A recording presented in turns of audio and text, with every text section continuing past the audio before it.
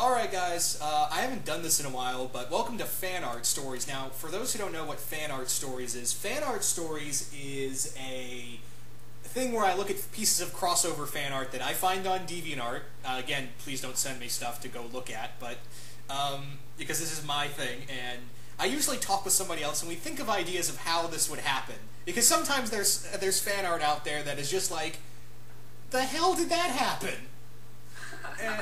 And today I have 3 pieces of fan art, and also, before I forget, I have the wonderful ZazuBaar. Hey guys, how's it going? Or I shouldn't say wonderful, the uncanny ZazuBaar. Yeah, I'm not really all that wonderful. If you meet me in person, I'm kind of a scary son of a bitch. I would not... 10 feet is, I say, a minimum distance to stay away from me if you want to stay sane and stay safe. Yeah. Just keep that in mind, kids. Especially when you're on Long Island. So the tagline for each of the people of Geeky Gentlemen are the uncanny ZazuBaar, the spectacular Sid Part 2, and I don't know what the superior Milan. No, Milan is just the oh shit, run away. It's Milan Jeftik 1992. Yeah, I feel like we're just introducing people from from Whose Line. Yeah, well, we might as well be. Oh my god, imagine if we were on Whose Line. That show would just not. That show wouldn't last 10 minutes. Yeah. Just destroy it. So anyway, as my good friend Coolio says, so trailers. Yeah. Yes. So today's crossover fan art is we got 3 things. We're going to build stories around them, and the first one is Godzilla versus Gorgo. Now, Bill and I pride ourselves on being Godzilla fans. You know, something of Kaiju entrepreneurs. Yeah, we make money off the Kaiju, man, just like the Kaiju bitches. Yeah. Even though I don't make money off the Kaiju, I mean, that's still a lie. I spend money on the Kaiju. Really, I'm their bitch. Yeah. You take it once for Godzilla every time. Ooh, so much. I spent $200 on fucking Godzilla DVDs last year, so I mean, who's the bitch in that situation? Yeah. So anyway, this crossover, now you've seen a lot of Godzilla stuff, but this one caught my eye, and I showed it to Bill, and he's like, oh my god, yes, and it's Godzilla versus Gorgo. Now, for those who are wondering, who the fuck is Gorgo? That means you're a sane person still. Yeah. That's my question. So, Zazu, in the kind words of I'm going to do my best Aldo Ray voice here. ZazuBaar, these people do not know who this Kaiju is. Oblige them. Okay. I just butchered that. That was good, man. That was good. I liked it. I thought it was spot on. For those of you uninitiated in the wonderful world of Kaiju, Kaiju, of course, is a Japanese word if you watch Pacific Rim, and it means giant beast. So usually when you say Kaiju, you're associating it with Japan. Though sometimes Kong and other monsters from all around the world get thrown in there too, mainly because they have also appeared in Japanese films. But Gorgo is a strange fluke in the wonderful world of Kaiju because he's not from Japan at all. He is actually a British giant monster he appeared in his own film or her own film, depending on what version of Gorgo we're talking about here, since there's 2 of them. Their movie was produced by the famous King brothers, who also produced the American version of Rodan, amongst many other wonderful monster movies.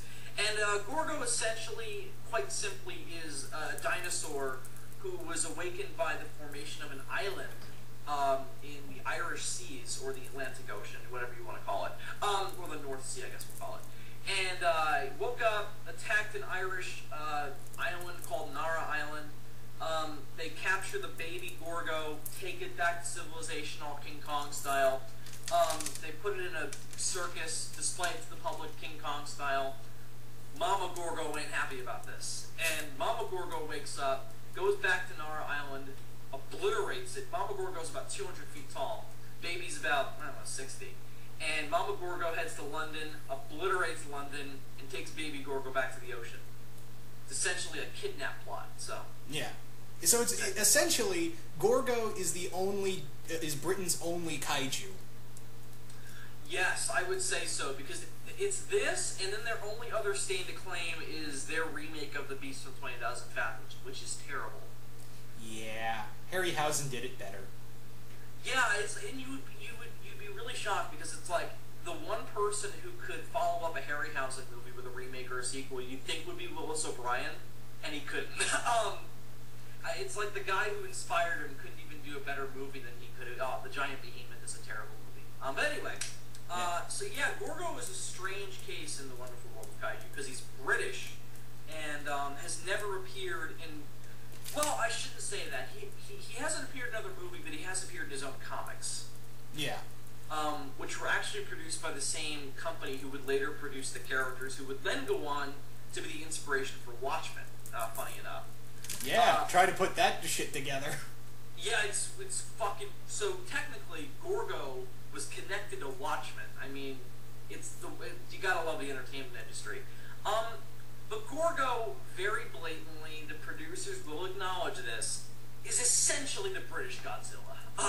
Essentially, and it's a bare bones idea. And that last attack scene with the Big Mama Gorgo attacking London, very clearly inspired by the ending of the original Gojira. Very, very clearly. Yeah. So it's always been a popular concept amongst Godzilla fans and amongst giant monster fans to put them together. Kind of right after Kong and Gamera, that's kind of Godzilla's most popular not-to-be foe. Well, that and him and Kong, Gamera, and Ultraman. Yes, though, if you want to be really technical about it, he kind of did fight Ultraman on film, although it was a different incarnation of Ultraman. He wasn't called that. Yeah. There was a show in the 70s called Zone Fighter, which was in the same universe as Ultraman. I'm not sure about the story of it. But I've seen videos on YouTube. I don't know if they still exist or not, but I've seen those Zone Fighter videos. You can see the footage where Godzilla fights him and Godzilla teams up with him. It was the 70s Godzilla, so it was a superhero. But it's still cool if you're an Ultraman fan and a Godzilla fan. But Gorgo is something that I don't think we'll ever see. But I'm talking a lot. I'm sorry. This is your channel. I feel like an asshole. But no. It's totally fine. Let me just throw out this one last piece of funny trivia. So apparently, very commonly known fact, John Carpenter is a huge Godzilla fan. And if this new reboot by Legendary Pictures had been coming out 10 years earlier, it would have been wonderful to see him direct it. He's retired from directing now, so But here's my point. When he was a young lad, a young strapping lad, he made a stop-motion toy fan film called Godzilla vs. Gorgo. And I've heard rumors that in his autobiography, in one of the books about his career, there's a still image from it.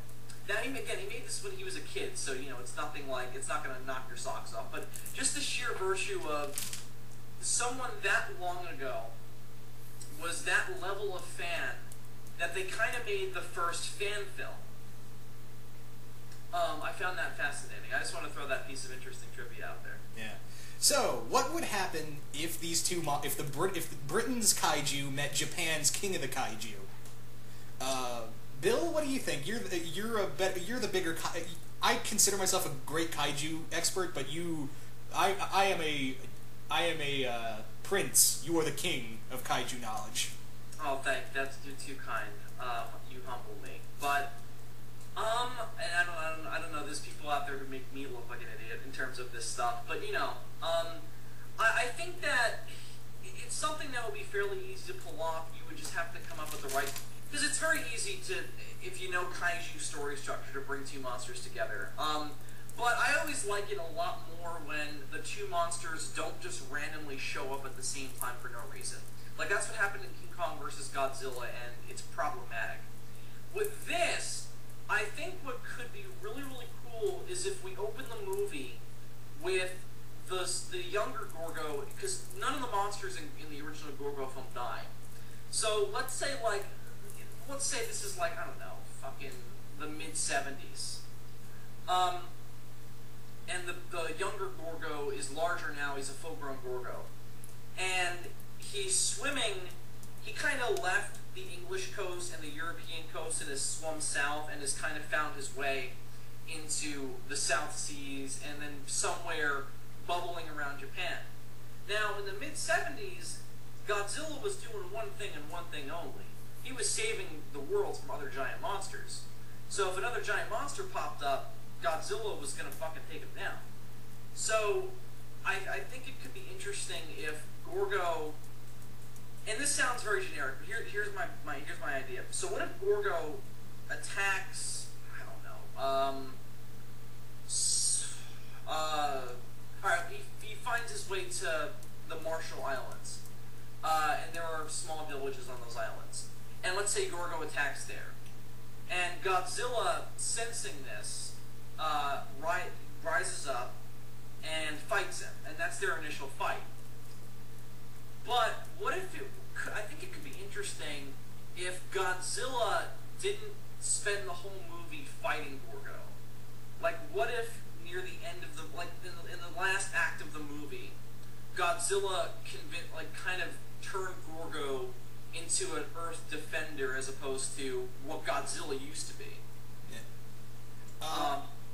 So yeah, that's my concept. Interesting. Here's my idea. Building off that idea of the young Gorgo growing up, I would say like he wants to get more territory, right? Right. And he wants to go out and he's leaving the British Channel. The mother's probably old now, and he's young male, but he's like 200 feet tall, and he's looking for some action.